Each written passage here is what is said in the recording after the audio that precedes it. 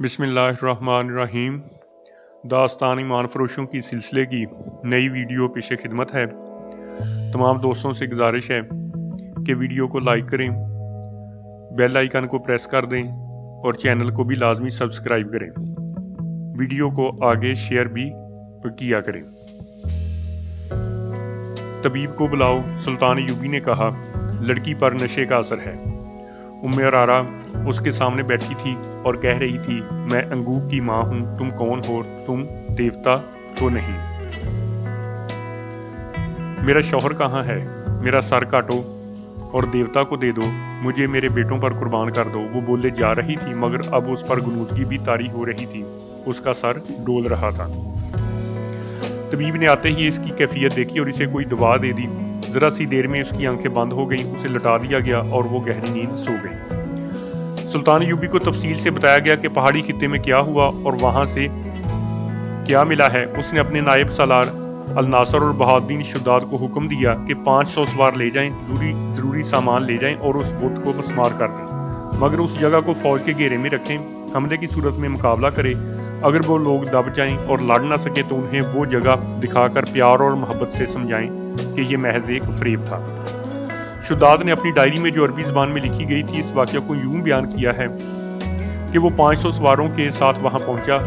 رہنمائی اس فوج کے کماندار نے کی جو پہلے ہی وہاں موجود تھا۔ سینکڑوں سوڈانی حبشی دور دور کھڑے تھے، ان میں سے بعض گھوڑوں اور اونٹوں پر سوار تھے، ان کے پاس برچیاں، تلواریں اور کمانیں تھیں۔ ہم نے اپنے تمام تر سواروں کو اس پہاڑی جگہ کے ارد گرد اس طرح کھڑا کر دیا کہ ان کے منہ باہر کی طرف اور ان کی کمانوں میں تیر تھے، اور جن کے پاس کمانیں نہیں تھیں ان کے ہاتھوں میں برچیاں تھیں۔ خطرہ خون ریز لڑائی کا تھا۔ میں الناصر کے ساتھ اندر گیا۔ بت کو دیکھ کر میں نے کہا کہ فرعونوں کی یادگار ہے۔ حبشیوں کی لاشیں پڑی تھی، ہر جگہ گھوم پھر کر دیکھا۔ دو پہاڑیوں کے درمیان ایک کھنڈر تھا جو فرعونوں کے وقتوں کی خوشنما عمارت تھی۔ دیواروں پر اس زمانے کی تحریریں تھیں، الفاظ لکیروں والی تصویروں کی مانند تھے۔ کوئی شبہ نہ رہا کہ یہ فرعونوں کی جگہ تھی۔ دیوار جیسی ایک پہاڑی کے دامن میں جھیل تھی جس کے اندر اور باہر 2-2 قدم لمبے مگرمچھ تھے۔ جھیل کا پانی پہاڑی کے دامن کو کاٹ کر پہاڑی کے نیچے چلا گیا تھا۔ پانی کے اوپر پہاڑی کی چھت تھی، جگہ خوفناک تھی۔ ہمیں دیکھ کر بہت سارے مگرمچھ کناروں پر آ گئے اور ہمیں دیکھنے لگے۔ میں نے سپاہیوں سے کہا، حبشیوں کی لاشیں جھیل میں پھینک دو، یہ بھوکے ہیں۔ وہ لاشیں گھسیٹ کر لائے اور جھیل میں پھینک دی۔ مگرمچھوں کی تعداد کا اندازہ نہیں تھا، پوری فوج تھی۔ لاشوں کے سر باہر رہے اور یہ سر پانی میں دوڑتے پہاڑی کے اندر چلے گئے۔ پھر پروہت کی لاش آئی، اس نے دوسرے انسانوں کو مگرمچھوں کے آگے پھینکا تھا، ہم نے اسے بھی جھیل میں پھینک دیا۔ 2 سپاہی 4 سوڈانی لڑکیوں کو لائے، وہ کہیں چھپی ہوئی اور اڑیاں تھیں۔ کمر کے ساتھ ایک پتا آگے اور پیچھے بندھا ہوا تھا۔ میں نے اور ناصر نے منہ پھیر لیے۔ سپاہیوں نے کہا کہ انہیں مستور کرو۔ جب ان کے جسم کپڑوں میں چھپ گئے تو دیکھا کہ وہ بہت خوبصورت تھیں، روتی تھیں، ڈرتی تھیں۔ ہمارے ترجمان کو انہوں نے وہاں کا حال اپنی زبان میں بیان کیا جو بہت شرمناک تھا۔ مسلمان کو عورت ذات کا یہ حال برداشت نہیں کرنا چاہیے، عورت اپنی ہو، کسی اور کی ہو، کافر ہو، اسلام اسے بیٹی کہتا ہے۔ ان 4 لڑکیوں کا بیان ظاہر کرتا تھا کہ وہ فرعونوں کو خدا مانتی ہیں، ان کا قبیلہ انسان کو خدا مانتا ہے۔ یہ جگہ خوشنما تھی، سارے صحرا میں سرسبز تھی، اندر پانی کا چشمہ تھا جس نے جھیل بنائی، درخت تھے جنہوں نے سایہ دیا۔ کسی فرعون کو یہ مقام پسند آیا تو اسے تفریح کا مقام بنایا، اپنی خدائی کے ثبوت میں یہ بت بنایا، اس میں تہ خانہ رکھا اور یہاں عیش کی۔ آسمان نے کوئی اور رنگ دکھایا، سورج ادھر سے ادھر ہو گیا، فرعونوں کے ستارے ٹوٹ گئے اور مصر میں دوسرے باطل مذہب آئے۔ آخر میں حق کی فتح ہوئی اور مصر نے کلمہ لا الہ الا اللہ سنا اور خدا کے حضور سرخرو ہوا، لیکن کسی نے نہ جانا کہ باطل ان پہاڑیوں میں زندہ رہا۔ الحمدللہ ہم نے خدائے عز و جل سے رہنمائی لی، باطل کا یہ نقش بھی اکھاڑا اور اس ریگزار کو پاک کیا۔ اس جگہ کو سواروں کے گھیرے میں لے کر فوج نے پتھر کے اس ہیبت ناک بت کو مسمار کر دیا، چبوترا بھی گرا دیا، تہ خانہ ملبے سے بھر دیا۔ باہر سینکڑوں حبشی حیران اور خوفزدہ کھڑے تھے کہ یہ کیا ماجرا ہے۔ ان سب کو بلا کر اندر لے جایا گیا کہ یہاں کچھ بھی نہیں تھا۔ 4 لڑکیاں ان کے حوالے کی گئیں۔ 4 کے باپ اور بھائی وہاں موجود تھے، انہوں نے اپنی اپنی لڑکی لے لی۔ انہیں بتایا گیا کہ یہاں ایک بدکار آدمی رہتا تھا، وہ مگرمچھوں کو کھلا دیا گیا ہے۔ ان سینکڑوں حبشیوں کو اکٹھا بٹھا کر ان کی زبان میں واز دیا گیا، وہ سب خاموش رہے۔ انہیں اسلام کی دعوت دی گئی، وہ پھر بھی خاموش رہے۔ کبھی کبھی شک ہوتا تھا جیسے ان کی آنکھوں میں خون اتر آیا ہے۔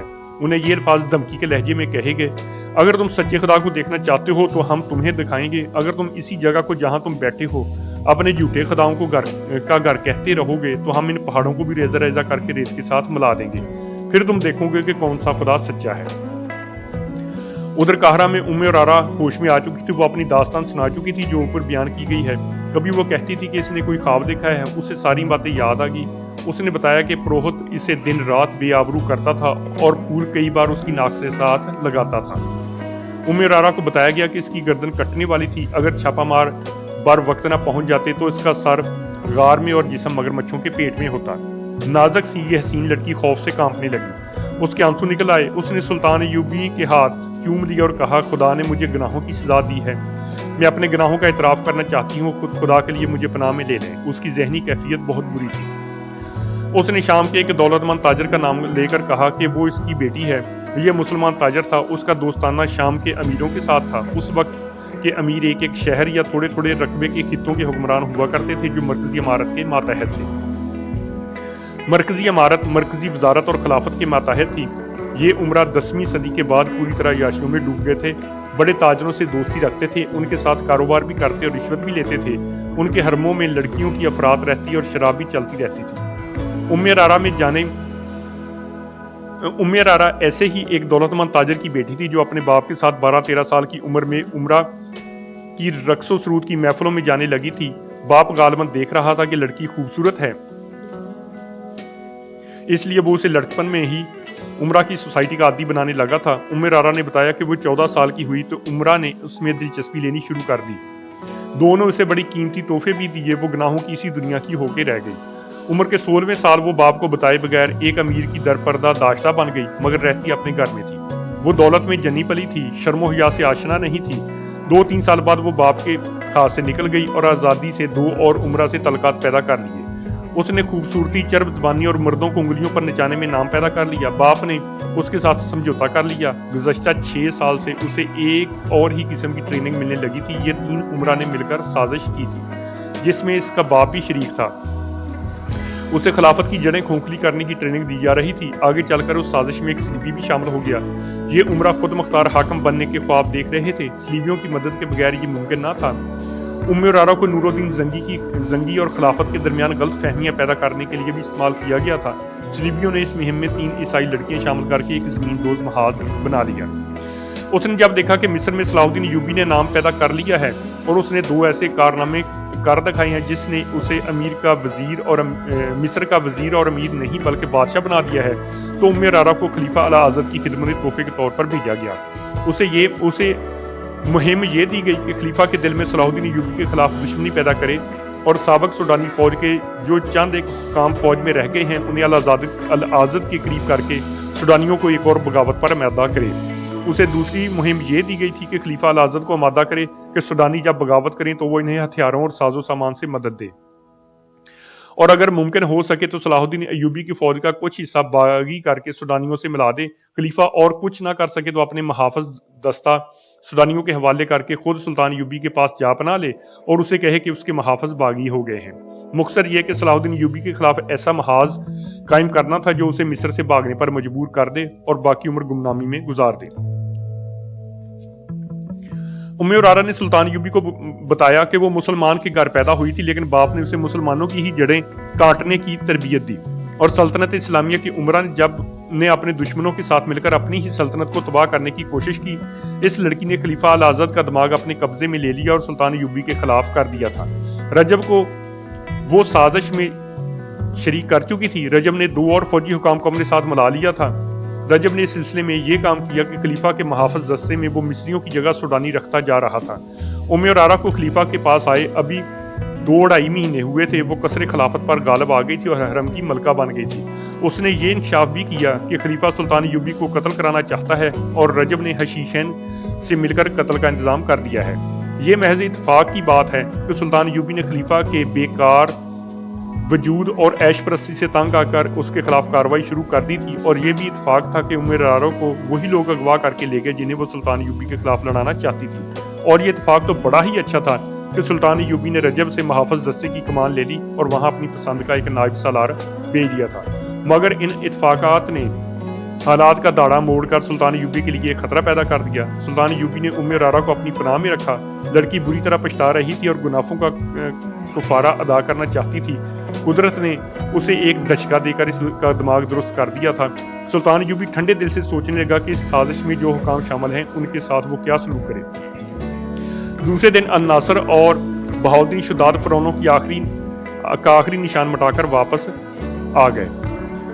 8 दिन बाद रात का पिछला पहर था। सुल्तान यूबी के जागने में अभी कुछ देर बाकी थी। उसे मुलाजिम ने जगाया और कहा कि अन-नासर, अली बिन सफियान और 2 और नायब आए हैं। सुल्तान उछल कर उठा और मुलाकात के कमरे में चला गया।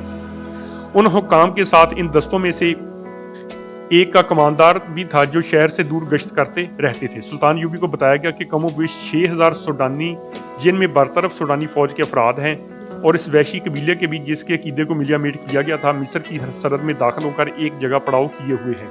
उस कमांडर ने यह अक्लमंदी की कि आम लिबास में 2 शुतर सवार ये मालूम करने के लिए भेजे कि इस लश्कर का क्या इरादा है। इन शुतर सवारों ने अपने आप को मुसाफिर जाहिर किया और ये मालूम कर लिया कि ये लश्कर काहरा पर हमला करने जा रहा है। शुतर सवारों ने लश्कर के सरबराहों से मिलकर सलाहुद्दीन यूबी के खिलाफ बातें की और कहा कि वो बहुत से आदमियों को इस लश्कर में शामिल करने के लिए लाएंगे। ये कहकर वो रुखसत हो आए। इनकी इतला के मुताबिक ये लश्कर इधर उधर से मजीद नफरी का मुंतजर था और इसे अगले रोज वहां से कूच करना था। सुल्तान यूबी ने पहला हुक्म ये दिया कि खलीफा के मुहाफिज दस्ते में सिर्फ 50 सिपाही और एक कमांडर रहने दो, बाकी तमाम दस्ते को छावनी में बुला लो। अगर खलीफा एहतजाज करे तो कह देना कि ये मेरा हुक्म है। सुल्तान ने अली बिन सफियान से कहा कि अपने शोबे के कम से कम 100 आदमी जो सूडानी ज़बान अच्छी तरह बोल सकते हैं, सूडानी बागियों के बेस में उस कमांडर के साथ अभी रवाना कर दो। कमांडर से कहा कि ये 100 आदमी इन 2 शुतर सवारों के साथ सूडानियों के लश्कर में शामिल होंगे। ये 2 शुतर सवार संतरी बताएंगे कि वो वादे के मुताबिक मदद लाए हैं। इनके लिए हिदायत ये दी कि वो लश्कर की पेशकदमी के मुतल्लिक इतला देंगे और ये देखेंगे कि रात के वक्त इस लश्कर के जानवर रसद कहाँ होती है। सुल्तान यूबी ने नासर से कहा कि तेज रफ्तार घोड़सवार छापा मारो और छोटी मंजनीकों के दस्ते तैयार रखो। मैंने सोचा था कि सीधी टक्कर लेकर सूडानियों को शहर से दूर ही खत्म किया जाए। अल-नासर ने कहा नहीं। सुल्तान यूबी ने कहा याद रखना अल-नासर, अगर दुश्मन की तादाद कभी तुमसे थोड़ी हो तो भी बराह रास्त सादम से ग्रेज करो। रात को छापा मार इस्तेमाल करो, शबगुन मारो, दुश्मन को पहलू से लो, अकब से लो, जरब लगाओ और भागो। दुश्मन की रसद तबाह करो, जानवर तबाह करो, दुश्मन को परेशान करो, इसके दस्ते बिखेर दो, उसे आगे आने की मोहलत ना दो, उसे दाएं बाएं फैल जाने पर मजबूर कर दो। अगर सामने से टक्कर लेना चाहते हो तो ये ना भूलो कि ये सहरा है। सबसे पहले पानी की जगह पर कब्जा करो। सूरज और हवा के रुख को दुश्मन के खिलाफ रखो, इसे परेशान करके अपनी पसंद के मैदान में लाओ। मैं तुम्हें अमली सबक दूंगा। इस लश्कर की ये ख्वाहिश मैं पूरी नहीं होने दूंगा कि वो काहरा तक पहुंचे या मेरी फौज इसके आमने सामने जाकर लड़े। इसने अली बिन सफियान से कहा तुम जिन 100 आदमियों को लश्कर में शामिल होने के लिए भेजोगे उन्हें कहना कि वो सूडानियों में ये अफवाह फैला दें कि 6-7 दिनों तक सलाहुद्दीन यूबी फलस्तीन पर हमला करने के लिए जा रहा है, इसलिए काहरा पर हमला इसकी गैरहाजिरी में किया जाएगा। ऐसी बहुत सी हदायत और अहकाम देकर सुल्तान यूबी ने बताया कि वो आज शाम से काहरा में नहीं होगा। इसने इन्हें काहरा से बहुत दूर एक जगह बताई। वो अपना हेडक्वार्टर दुश्मन के करीब रखना चाहता था ताकि जंग अपनी निगरानी में लड़ा सके। सब ने मुलाकात के कमरे में ही सुबह की नमाज पढ़ी और सुल्तान यूबी के अहकाम पर कार्रवाई शुरू हो गई। सुल्तान यूबी तैयारी के लिए अपने कमरे में चला गया। सूडानियों के लश्कर में इजाफा होता जा रहा था। 2 साल गुजरे, इनकी एक बगावत बुरी तरह नाकाम हो चुकी थी। दूसरी कोशिश की तैयारियां उसी वक्त शुरू हो गई थी। लिबियों ने मदद का वादा कर रखा था और जासूसों की बहुत बड़ी तादाद मिस्र में दाखिल कर दी थी। सूडानियों का हमला एक ना एक रोज आना ही था, लेकिन ये अचानक आ गया। वजह यह थी कि सुल्तान यूबी ने एक सूडानी कबीले के मजहब पर फौजी हमला किया और इसके देवताओं का मस्कन तबाह कर दिया था। ये वजह मामूली नहीं थी। मिस्र में जो सुल्तान सलाहुद्दीन यूबी के मुखालफिन थे उन्होंने इस इकदाम को इसके खिलाफ इस्तेमाल किया। सूडानी फौज के बरतरफ किए हुए बागी कमांडरों को भी मौका मिल गया। ये फौरन हरकत में आ गए। इनमें मिस्री मुसलमान भी थे। उन्होंने उस कबीले के मजहबी जज्बात को भड़काया और उन्हें कहा कि इनका मजहब सच्चा है और अगर वो सुल्तान यूबी के खिलाफ उठेंगे तो इनके देवता अपनी तौहीन का इंतकाम लेने के लिए इनकी मदद करेंगे। उन्होंने 5-7 दिनों में लश्कर जमा कर लिया और काहरा पर हमले के लिए चल पड़े। जो इधर उधर के लोगों को पता चलता था वो इस लश्कर में शामिल होते जाते थे। 2 शुतर सवारों के साथ जब 100 मुसल्लह आदमी इस लश्कर में शामिल हुए, ये लश्कर सरहद से आगे आ गया था और एक जगह पड़ाव किए हुए था। सुल्तान यूबी रात के वक्त इतना आगे चला गया कि जहां इस लश्कर की नकलो हरकत की इतला जल्दी मिल सकती थी। इन 100 आदमियों ने हमलावरों के सरबराहों को बताया कि सलाहुद्दीन अय्यूबी चंद दिनों तक फलस्तीन की तरफ कूच कर रहा है। सरबराह बहुत खुश हुए, उन्होंने ये पड़ाव 2 दिन और बढ़ा दिया। अगली रात सुल्तान अय्यूबी को इस लश्कर की पहली इत्तलाएं मिली। इससे अगली रात उसने 50 सवार और 5 मंजनीकें भेजी, जिनके साथ आतिशगीर मादे वाली हांडियां थी। उन्हें एक घोड़ा खींचता था। आधी रात के वक्त जब सूडानी लश्कर सोया हुआ था, उनके अनाज के जखीरे पर हांडियां गिरने लगी। मान बाद आतिशी तीर आए और महीब शोले उठने लगे। लश्कर में भगदड़ मच गई। मंजनीकों को वहां से फौरन पीछे भेज दिया गया। 50 सवारों ने 3-4 हिस्सों में तकसीम होकर घोड़े सड़ पर दौड़ाए और लश्कर के पहलुओं के आदमियों को कुचलते और बर्शियों से जख्मी करते गायब हो गए। लश्करियों को संभलने का मौका न मिला। आग के शोलों से जहां अनाज का जखीरा जल रहा था, वहां ऊंट और घोड़े बिदक कर इधर उधर भागने लगे। सुल्तान अय्यूबी के सवार एक बार फिर आए और तीर बरसाते गुजर गए। वो इसके बाद नहीं है। दूसरे दिन इतला मिली कि सूडानियों के कमोबेश 400 आदमी घोड़ों से, आग से, घोड़ों और ऊंटों की भगदड़ से और छापामार सवारों के हमलों से मारे गए। तमाम तार अनाज जल गया और तीरों का जखीरा भी नजरे आतिश हो गया था। लश्कर ने वहां से कूच किया और रात ऐसी जगह पड़ाव किया जहां इधर उधर मिट्टी के टीले थे। इस जगह शब खून का खतरा नहीं था। अब रात को गश्ती दस्ते भी पड़ाव से दूर दूर गश्त करते रहे, मगर हमला फिर भी हुआ। इसका अंदाज भी गुज़श्ता रात जैसा था। लश्कर के सरबराहों को मालूम नहीं था कि इनके 2 गश्ती दस्ते सुल्तान अय्यूबी के छापामारों की गात में आ गए थे और मारे गए हैं। तीर अंदाजों ने टीलों से आतिशी तीर चलाए और गायब हो गए। शहर का धुंधलका निखरने तक ये शबखून जारी रहे। इनसे गुज़श्ता रात की निस्बत ज्यादा नुकसान हुआ। शाम को अली बिन सफियान ने सुल्तान अय्यूबी को अपने जासूसों की लाई हुई ये इतला दी कि कल दिन के वक्त सूडानी लश्कर इस अंदाज से पेशकदमी करेगा कि शबखून मारने वालों का ठिकाना मालूम करके उसे खत्म किया जाए। सुल्तान अय्यूबी ने अपने करीब कुछ फौज रखी थी। उसने रात के वक्त हमला ना कराया। इसे मालूम था कि अब दुश्मन चौकन्ना होगा। अगले रोज उसने 400 प्यादा सिपाही सूडानियों के लश्कर के दाएं तरफ निसफ मील दूर भेज दिए और 400 बाएं तरफ। इन्हें यह हदायत दी कि वो आगे को चलते जाएं। दोनों दस्ते जंगी तरतीब में सूडानियों के पहलू से गुजरे तो सूडानियों ने इस खतरे के पेश नजर अपने पहलू फैला दिए कि यह दस्ते पहलू पर याकब से हमला करेंगे। सुल्तान अय्यूबी की हदायत के मुताबिक उसके कमानदार अपने दस्तों को परे हटाते गए। सूडानी धोखे में आ गए। उन्होंने अपने लश्कर को दाएं बाएं फैला दिया। अचानक सुल्तान अय्यूबी के 500 सवारों ने टीलों की ओर से निकलकर सूडानियों के वस्त में हल्ला बोल दिया। यहाँ उनके आला कमान थी। घुड़सवारों का यह हमला अचानक और बेहद शदीद था। सारे लश्कर में भगदड़ मच गई। पहलुओं से प्यादा तीर अंदाजों ने तीर बरसाने शुरू कर दिए। इस तरह सिर्फ 1300 नफरी की फौज ने कमोबेश 6000 के लश्कर को भगदड़ में मुब्तला करके ऐसी शिकस्त दी कि सहरा लाशों से अट गया और सूडानी कैद में भी आए और भागे भी। भागने वालों की तादाद थोड़ी थी। ये सूडानियों की दूसरी बगावत थी जो सुल्तान अय्यूबी ने उन्हीं के खून में डुबो दी। अब के सुल्तान अय्यूबी ने डिप्लोमेसी से काम नहीं लिया। उसने जंगी कैदियों से मालूमात हासिल करके उन तमाम कमानदारों और दीगर हुक्काम को कैद में डाल दिया जो तरपर्दा बगावत की साजिश में शरीक थे। तकरीबकारों की भी निशानदही हो गई। इन्हें सजाए मौत दी गई।